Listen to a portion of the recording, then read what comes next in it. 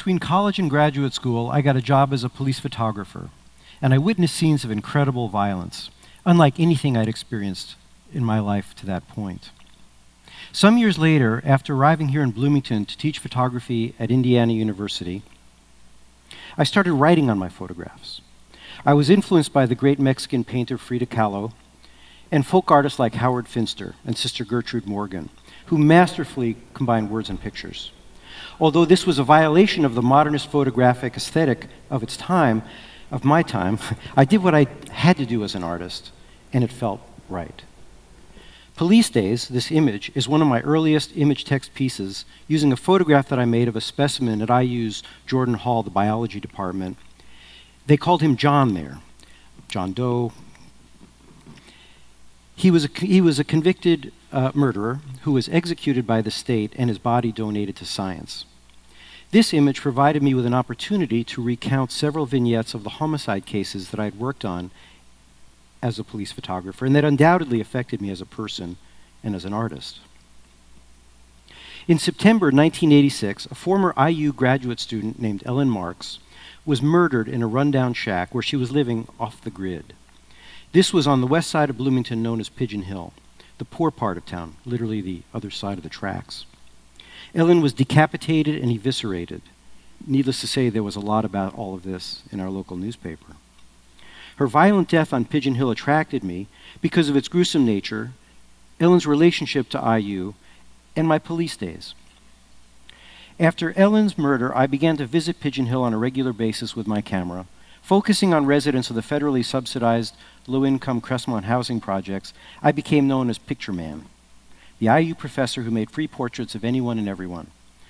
And the topic of Ellen Marks sometimes came up. One day, as I was photographing Kenny Garrison up on the hill, he told me an astonishing story. He loved Ellen, and when she was killed, he was beside himself with grief.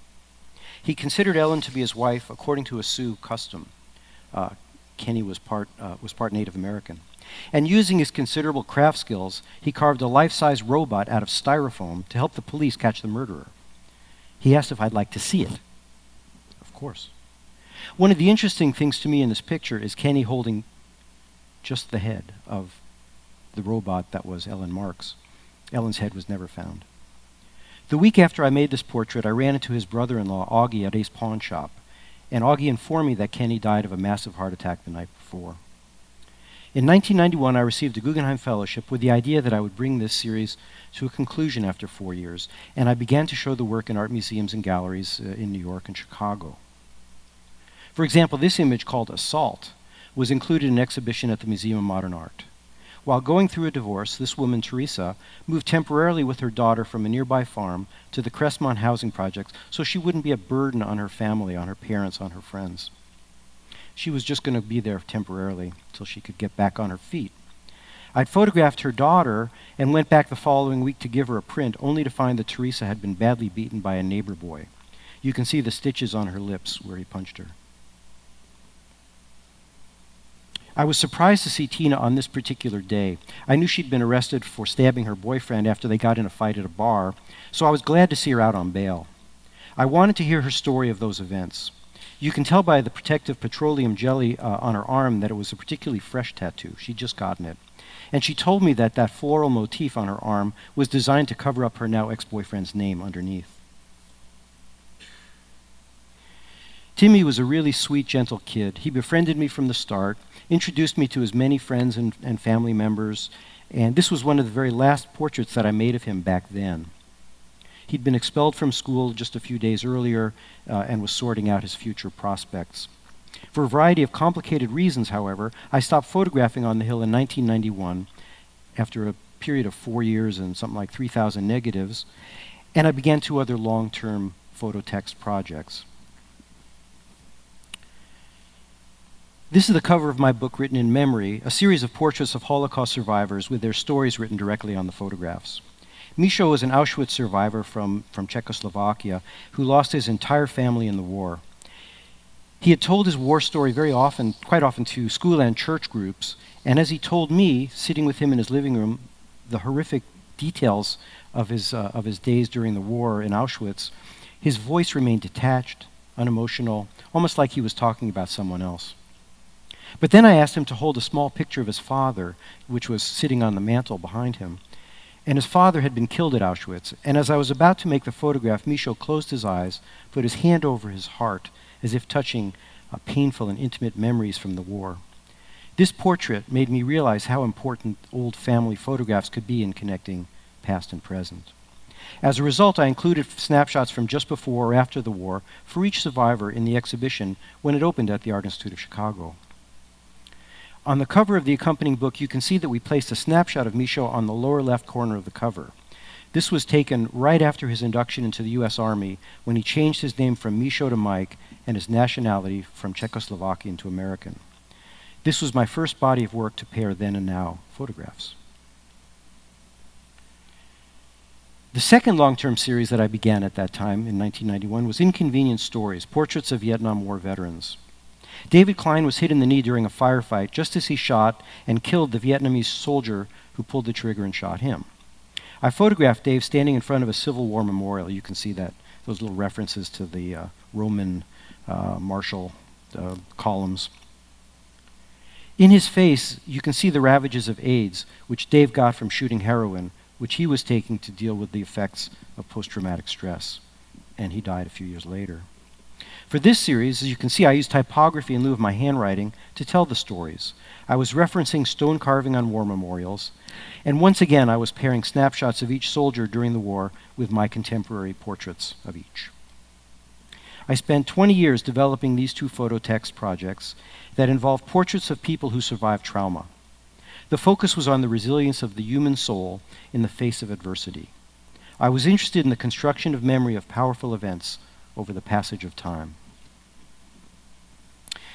Flash forward to September 2010, almost exactly 24 years after the death of Ellen Marks, when another murder gripped the Bloomington community.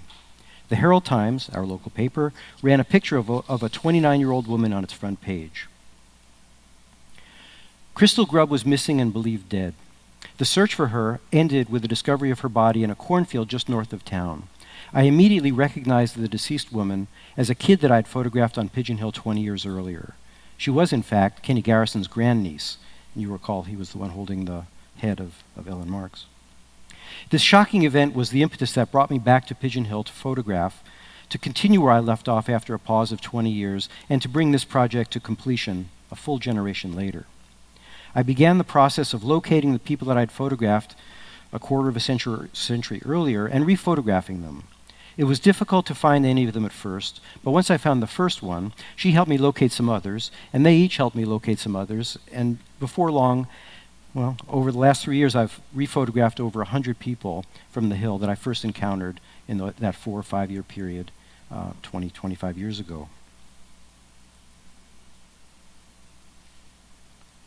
I used a portrait of Crystal with her Aunt Judy for the then photograph, paired with a contemporary portrait of Judy holding a photograph of Crystal that I'd taken 20 years earlier when she was just a kid. This pictorial strategy evolved from the portrait of Michaud holding the portrait of his father in the Holocaust Portrait series.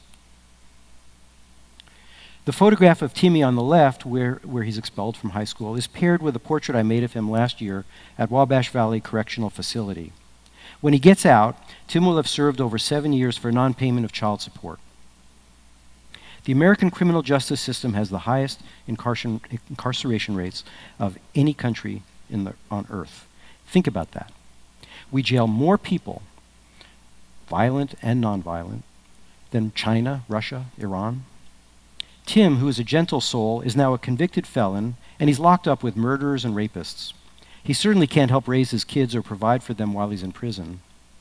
Between child support and the failed war on drugs, we have found a way as a society to criminalize the underclass. We need to see the harm that it does to our communities and stop this destructive practice. This is from my interview with Danny. Those were good times back then. I had a great dog, Willard, my girlfriend Tina, and a car. And on the right, you can find me up here at the 7-Eleven visiting friends on the Hill. I get meals at Shalom Center. Sometimes I sleep in a ditch at Twin Lakes Rec Center. The now photograph was taken just 2 years ago, but today Danny is no longer homeless. He was one of the lucky ones, chosen to live in the Crawford Apartments, a new supportive housing unit for Bloomington's chronically homeless. We interviewed him for a video that filmmaker Ron Osgood and I made for my exhibition, Pigeon Hill Then and Now. In it, Danny talks about having amenities like a hot water heater, the pleasure of having clean clothes, being able to shave, having a door he can lock, how peaceful his life has become after 10 years of being homeless.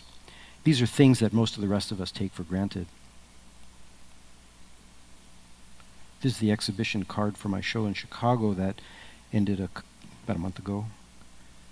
A year after I took the portrait of Kim showing her cesarean scar, she told me that this photograph gave her the strength to leave an abusive relationship.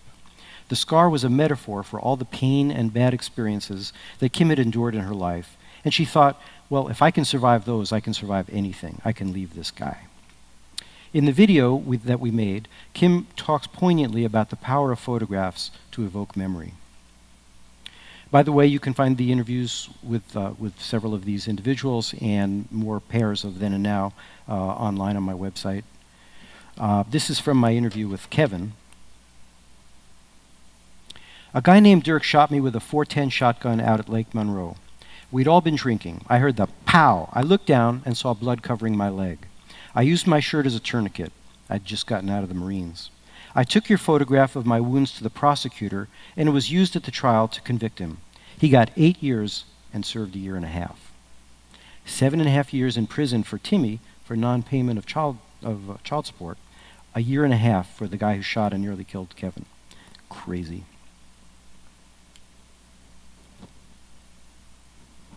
Wendy tells us, I was only 4 when I saw my first stabbing. It was a drug deal gone bad. I knew I had to be tough just to survive on Pigeon Hill. My mom was a nurse, but she got into drugs and left when I was 9. Odds were I'd have a kid by the time I was 15, like many of my friends.